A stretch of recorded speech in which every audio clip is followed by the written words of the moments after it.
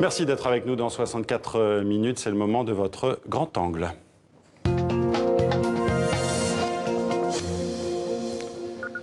C'est une quête de liberté où l'on croise Fidel Castro ou Bernard Kouchner, l'histoire de femmes qui s'émancipent, celle d'Evelyne Pizier, de sa mère aussi, la France depuis les années 40, l'Indochine, la Nouvelle-Calédonie, mai 68. Evelyne Pizier était la sœur de la comédienne Marie-France, une histoire romancée de sa vie qu'elle n'a pas pu finir. Et c'est vous, Caroline Laurent, qui avez terminé ce travail d'écriture après sa mort, vous qui êtes agrégée de lettres et éditrice.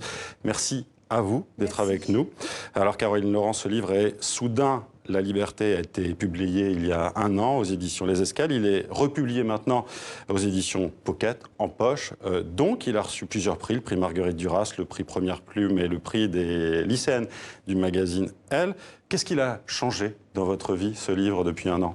Il a absolument tout changé. Il a changé ma façon de voir l'histoire des femmes, ma façon de voir la notion d'engagement, et il a changé à titre plus intime ma vie aussi personnelle. De quelle manière ? Parce que j'ai changé du coup de maison d'édition. Je travaille aujourd'hui aux éditions Stock. Et puis surtout parce qu'il m'a débloqué d'une certaine manière sur l'écriture. Moi qui étais jusque-là uniquement de l'autre côté du miroir comme éditrice, je suis aujourd'hui prête à tenter aussi l'aventure de l'écriture. Et pourtant, vous avez eu beaucoup de questionnements, hein, d'ailleurs vous l'écrivez dans ce livre. Fallait-il ou pas que vous le terminiez? Pourquoi toutes ces hésitations? Alors juste pour raconter en 2 mots le contexte de ce livre qui est très particulier. Ce livre est né d'une rencontre avec Evelyne qui était initialement simplement l'auteur qui m'a porté son texte, que je voulais absolument défendre, porter, publier. Et puis en cours de route, malheureusement, elle est décédée. Elle est décédée alors qu'on avait travaillé sur un quart du manuscrit, je dirais. Et donc il restait énormément à faire. Mais sa dernière volonté, c'était que je termine ce livre. Et notre amitié avait été si fulgurante, si belle, si inattendue, que je ne pouvais pas faillir à ce devoir. Et c'est par amitié que je suis allée au bout de cette promesse et donc que j'ai décidé d'aller à la fin de l'écriture. Évidemment, c'était compliqué, c'était difficile, puisque je n'étais jusque-là que l'éditrice. De me mettre à mon tour à nu pour pouvoir écrire cette histoire et transmettre les émotions que j'avais moi-même ressenties à la lecture en fait, des premiers jets de cette mouture. C'était un vrai défi et c'était pour moi une forme de saut dans le vide. Ce qui est intéressant dans ce livre et surprenant, c'est justement que vous racontez entre les chapitres de cette histoire romancée d'Evelyne Pizier, les coulisses en fait donc de comment vous avez écrit ce livre, comment vous l'avez abordé, votre relation aussi avec Evelyne Pizier. C'est-à-dire que l'histoire du livre en soi était à peu près aussi folle que l'histoire d'Evelyne Pizier et de sa mère. Donc elle méritait d'être mise en scène. Et je trouvais intéressant aussi pour le lecteur d'entrer peut-être pour la première fois à ce point dans les coulisses du travail éditorial. Parce que ce métier d'éditeur est un métier qui suscite pas mal de fantasmes, de mystères. On ne sait pas exactement à quoi on sert, nous, éditeurs.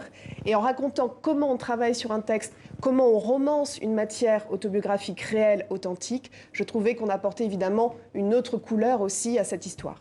Alors, cette histoire, c'est donc celle d'une émancipation, d'une libération de 2 femmes, celle d'Evelyne Pizier et donc de sa mère, dans un milieu bourgeois, catholique, avec un père, et donc mari maurassien, pétainiste. Et ça vous a d'ailleurs étonné, vous l'écrivez un peu au début du livre, qu'Evelyne Pizier et sa mère aient pu évoluer autrement. Elle baignait dans un monde où les inégalités étaient la norme, où son père répétait que les Blancs étaient supérieurs à tous les autres.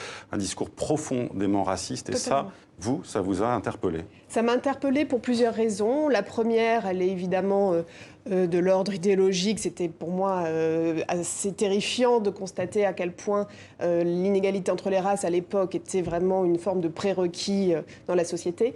Mais à titre intime aussi, puisque je suis franco-mauricienne, donc ça a réveillé peut-être des blessures plus personnelles. Ça fait beaucoup écho, vous parlez beaucoup de votre mère, justement, qui était dans un milieu bourgeois mauricien. Vous faites le parallèle avec la mère d'Evelyne Pizier, qui vient aussi d'un milieu bourgeois, où les femmes ne sont pas appelées à faire des études, à trouver un mari. Totalement. On considérait à l'époque que les femmes se contentaient d'être de bonnes ménagères, femmes au foyer, et à briller en société. On n'avait pas tellement pour elles d'autres ambitions que celles-là. Et l'émancipation dont on parle, elle est venue évidemment aussi par le savoir, par l'école, par les études. Et dans le cas de la mère, en effet, d'Evelyne Pizier, par un livre qui a révolutionné quand même l'histoire des femmes, qui est Le deuxième sexe de Simone de Beauvoir. Ce qui est intéressant, c'est que j'ai l'impression que vous avez la volonté de réhabiliter ce livre que vous n'aviez pas lu, hein, vous l'écrivez Seulement, justement, voilà, par fragments. Par fragments, et que vous avez lu. Oui. Après en avoir parlé avec Evelyne Pizier, il y a deux morceaux, hein, deux extraits de ce livre que vous avez mis dans ce livre. C'était une volonté, ça, de dire à quel point Beauvoir était importante? C'était une volonté, évidemment, de revenir sur la puissance de cet ouvrage, encore une fois, quand on le resitue dans le contexte de l'époque. Un ouvrage qui reste assez aride, malgré tout, hein. Il faut faire un effort, vraiment, pour pouvoir appréhender la pensée complexe de Simone de Beauvoir. Mais au-delà de ça, c'était évidemment rendre hommage à la littérature, rendre hommage au livre. Comment un livre peut changer une vie, c'est absolument formidable. Voilà.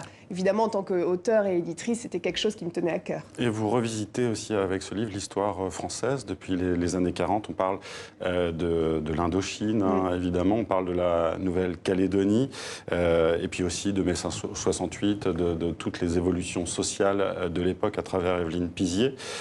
Ça aussi, ça a été une redécouverte pour vous. Au-delà des livres d'histoire, vous avez eu l'impression d'avoir une connaissance plus intime de cette France de ces années-là?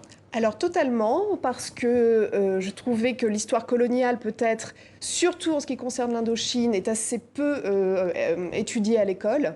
Et c'était un moyen de reparcourir à travers un destin individuel, celui de ces deux femmes, une mère et sa fille, et bien tout un pan de notre histoire collective. Donc colonisation, évidemment, ce petit milieu bourgeois, raciste, l'entre-soi, l'antisémitisme lié au culte de Pétain. Et puis, petit à petit, comment les choses, avec la décolonisation, vont s'ouvrir par l'intérieur, l'exemple du Viet Minh, bien sûr, en Indochine, comment le corps social est travaillé par le besoin de transgresser finalement le cadre élaboré comme ça. Eh bien ça, c'était fascinant. Et à travers, encore une fois, deux personnages très incarnés, l'idée, c'était de montrer aussi tout un pan de cette histoire collective avec tous ces combats qui sont d'une certaine manière toujours les nôtres aujourd'hui. Combat des femmes, combat pour les homosexuels, combat en faveur des minorités. Alors Evelyne Pizier sera une intellectuelle, comme sa mère l'avait voulu.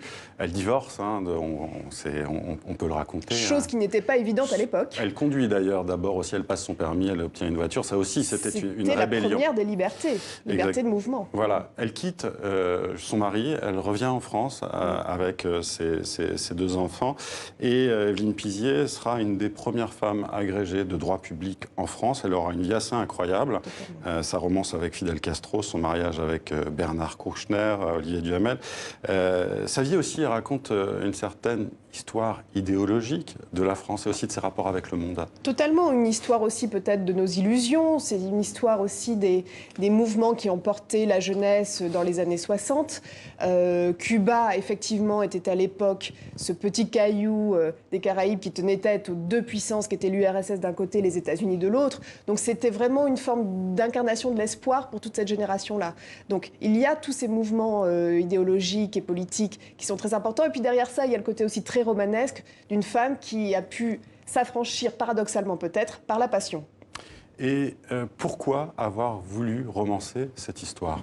C'était une volonté d'Evelyne Pizier, que j'ai donc parfaitement respectée, parce qu'elle avait compris, et c'est évidemment le thème du livre, que le roman permettait d'accéder à une liberté largement supérieure à celle que lui aurait donnée la biographie la plus plate. Il y a une autre raison, c'est qu'elle voulait transformer aussi les faits pour peut-être occulter certains éléments de sa biographie. Je pense évidemment à sa sœur Marie-France, qui est à peine évoquée. N'existe pas comme personnage. Parce que vous en parlez, vous, hein, Voilà, moi j'explique pourquoi, peut-être, elle n'apparaît pas comme personnage. Il faut rappeler l'histoire de Marie-France Pizier, qui a été une comédienne incroyable. Sublime. Voilà, chez Truffaut notamment, et chez plein d'autres cinéastes, et qui a été retrouvée morte au fond de sa piscine, attachée à une chaise dans des conditions dont on ne sait pas si c'était un suicide ou si c'était un meurtre. Oui, parce que c'est une famille aussi qui est un peu marquée par une forme de malédiction. Le suicide pèse très lourd dans cette famille-là. Et donc il y avait des blessures qu'elle ne voulait pas réveiller. Et à côté de ça, le roman permet aussi d'investir les trous de l'histoire, de la biographie. Et la création du personnage de Marthe, par exemple. Exactement, Marthe, qui est une bibliothécaire de Nouméa, qui est celle qui donne à Mona, la mère d'Evelyne dans le roman, le fameux livre de Simone de Beauvoir. Alors vous y écrivez que le roman tout entier est contenu dans cette quête-là. Je vous cite la libération de la parole. Mona s'est cherché une voix et Evelyne m'a transmis la sienne. Est-ce qu'elle a libéré, je crois que vous l'avez déjà dit, mais votre désir d'écriture, réellement? Elle a vraiment débloqué ça et je trouve que c'est assez fascinant parce qu'Evelyne était d'une intelligence absolument hors norme et elle a vu la préscience de ce désir que je portais en moi sans l'assumer pleinement. Et c'est peut-être parce qu'elle avait senti ce désir-là aussi qu'elle a pu me pousser dans mes retranchements et me permettre d'écrire ce qui, pour elle, restera son dernier livre et pour moi, mon premier. Est-ce que vous avez l'impression d'une histoire de transmission? C'est le mot-clé absolument de cette aventure littéraire, humaine, éditoriale. C'est une histoire de transmission. Alors évidemment, dans le livre lui-même, de la mère à la fille Evelyne Pizier, évidemment de ma propre mère à moi-même, et puis bien sûr, à travers la chaîne du livre, c'est exactement de ça qu'il s'agit. Alors vous êtes aujourd'hui directrice littéraire chez Stock, vous l'avez dit. Et alors l'écriture, est-ce que vous préparez un nouveau livre? Alors je prépare un nouveau livre qui ne sera pas chez Stock parce que je tiens à distinguer mes deux casquettes. Ce prochain livre nous entraînera d'ailleurs du côté de mes origines dans l'océan Indien. Alors j'en profite pour adresser un amical salut aux spectateurs de l'océan Indien. Et il faut maintenant que je prenne un peu mon courage à deux mains puisque c'est la première fois que j'écrirai toute seule. Et vous allez rester éditrice? Ah oui, absolument. Je tiens à conserver les deux. C'est aussi ma liberté et c'est le message d'Evelyne. Merci Caroline Laurent d'avoir été avec nous. Votre livre est Soudain, La Liberté, est disponible aux éditions Les Escales, mais aussi donc en poche aux éditions Pocket. Merci à vous. Merci beaucoup d'avoir été avec nous.